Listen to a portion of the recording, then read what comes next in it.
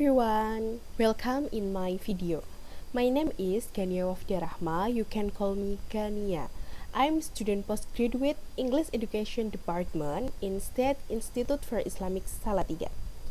I make this video for do my assignment in Educational Management with Mr. Hanung Trioko M. Hum.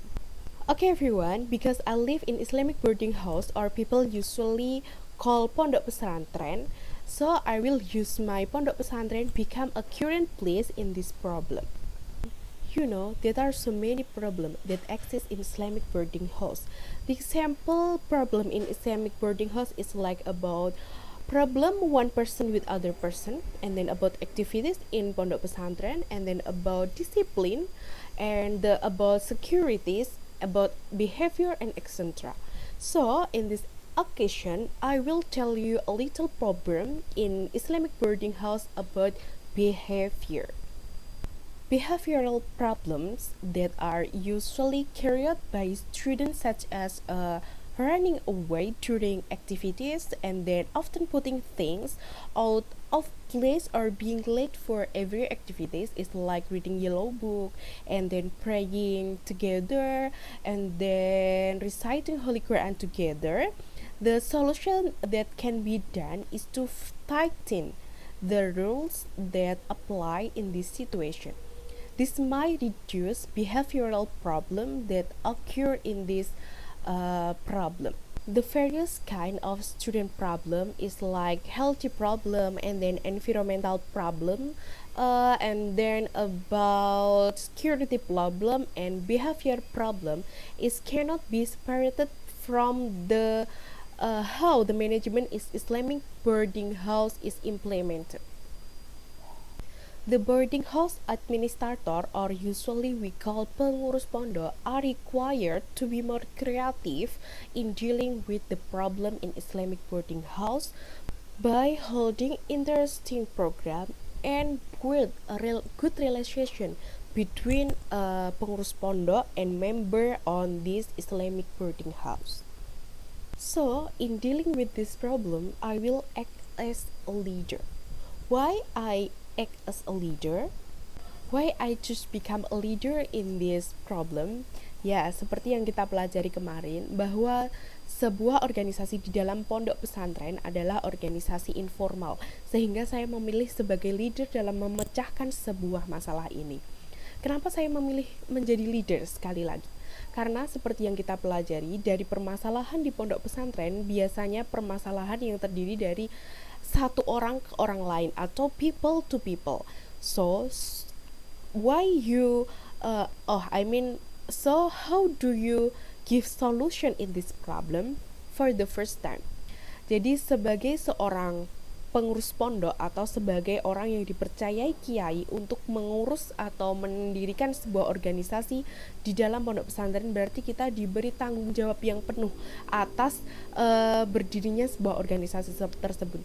Biasanya di dalam pondok pesantren terdapat ketua pondok, kemudian bagian kebersihan, kesehatan, kemudian tentang ketertiban seperti bagaimana seorang santri itu apakah mengikuti jamaah bersama atau tidak, kemudian kenapa santri pura-pura sakit, kenapa santri sering tidak bersih atau permasalahan lain sebagainya.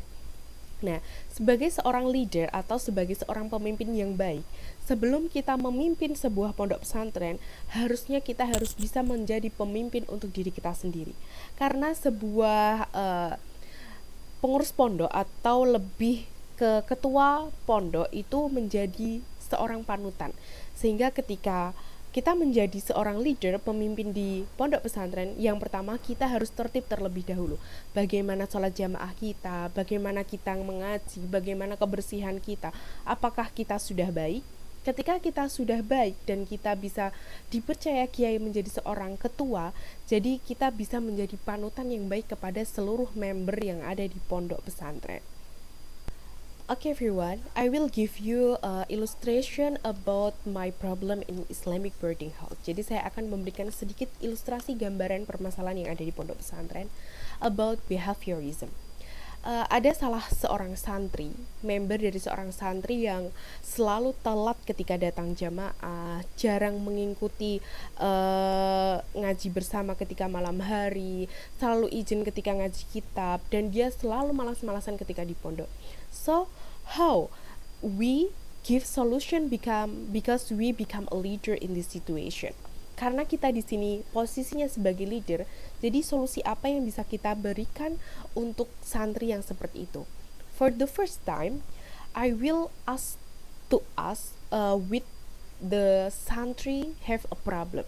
Jadi kita bicara dari hati ke hati dengan santri tersebut. Seorang leader harus bisa memimpin atau harus bisa menguasai keadaan seluruh pondok. Itu susahnya ketika kita diamanahi menjadi seorang pengurus pondok, terutama sebagai seorang ketua pondok dan keamanan pondok. Yang pertama, ketua pondok dan keamanan pondok akan selalu dihujat oleh semua santri. Karena apa? Karena ketua dan keamanan pondok adalah satu-satunya orang yang selalu menyuruh kita untuk tertib. Tertib ketika datang jamaah, tertib ketika mengaji, tertib ketika makan, mandi, menjaga kebersihan, dan lain sebagainya. Jadi solusi yang saya berikan untuk masalah tersebut, yang pertama saya menanyai, "Hi, why you always late when you come in mosque, and then why you didn't come in reading yellow book or reading reciting Holy Quran? Why?" Jadi di situ kita akan sebagai seorang kakak yang menanyai adiknya, kenapa kamu tidak jamaah, ada masalah apa, kenapa kamu selalu datang terlambat. Di situ kita akan mendapatkan jawabannya. Berbeda kita ketika kita sebagai seorang yang selalu menekan santri tersebut, misalnya, "Hai, kenapa kamu nggak pernah jamaah, Mbak? Kenapa kamu telat terus? Kenapa kamu ini dengan nada yang kurang enak?" Jadi disitulah perbedaannya. Ketika kita menjadi seorang leader, kita harus bisa membawa suasana, kemudian menanyai dari hati ke hati, dan kita memposisikan diri kita sebagai keluarga. So, in this Islamic boarding house, when we ketika kita dipercayai sebagai seorang Islamic boarding house administrator atau pengurus pondok, kita harus bisa membawa diri sebagai leader yang pertama untuk diri kita sendiri. Setelah kita berhasil menjadi leader untuk diri kita sendiri, maka kita akan bisa menjadi contoh dan bisa menjadi leader untuk rekan-rekan semua yang ada di pondok pesantren, terutamanya santri baru yang masih kelas 7 MTS, yang belum mengerti, lulus SD kemudian mondok. Jadi kita bisa membawa suasana, karena pada dasarnya seorang leader itu berbicaranya dari hati ke hati.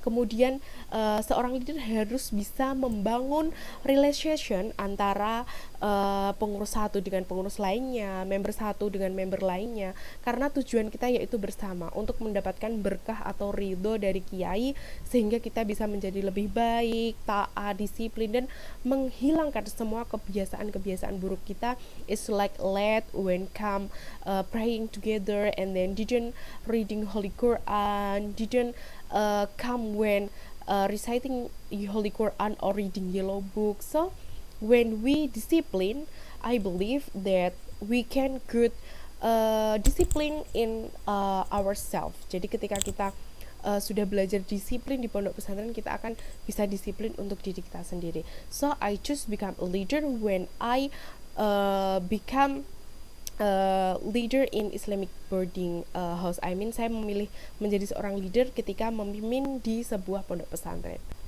Okay, thank you very much for watching my video. See you in my next video. Wassalamualaikum warahmatullahi wabarakatuh. Thank you.